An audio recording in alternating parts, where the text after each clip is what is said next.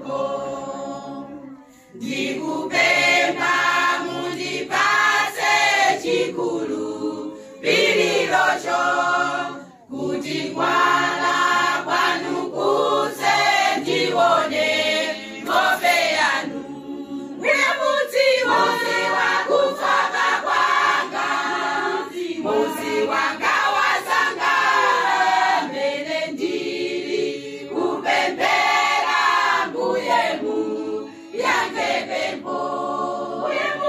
Muzi wakufaka kwanga, muzi wanga wazanga, mbele ndili kupembera mbuyemu yange pempo.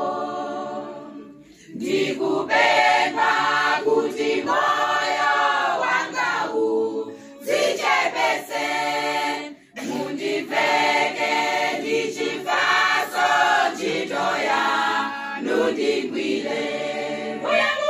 Muzi